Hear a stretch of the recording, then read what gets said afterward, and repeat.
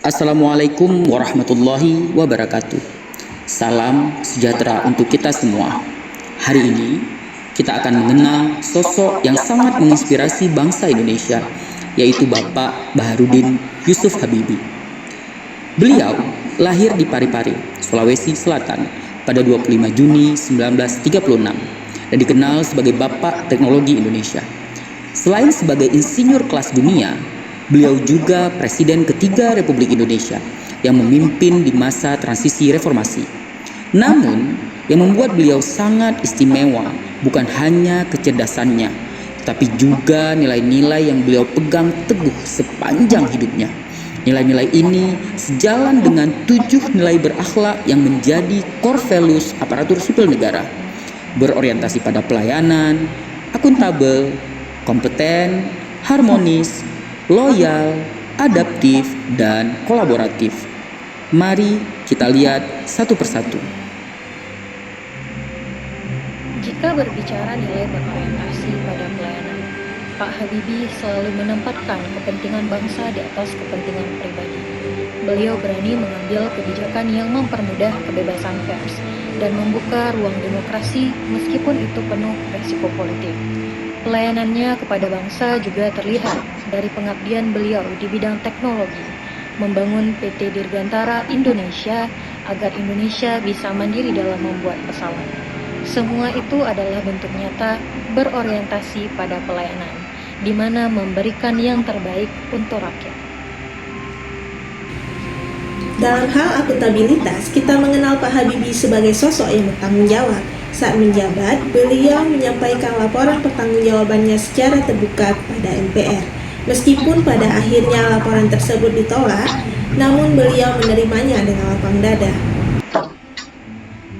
Tentu saja terkait kompetensi tidak perlu diragukan lagi, beliau adalah simbol kompetensi, gelar insinyur yang diperoleh di Jerman dengan predikat summa cum laude. Beliau ahli di bidang aeronautika, memegang banyak paten, berhasil memimpin tim internasional dalam membuat pesawat canggih.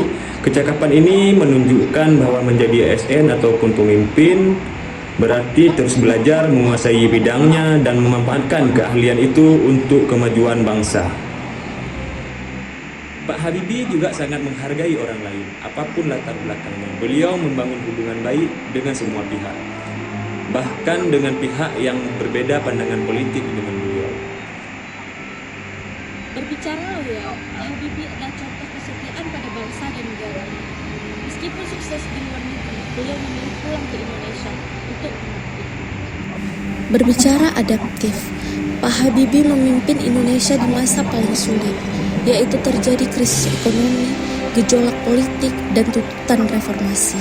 Dalam waktu singkat, beliau beradaptasi dengan situasi, mengambil kebijakan penting seperti melepas Timor Timur melalui referendum demi menghormati pilihan rakyat.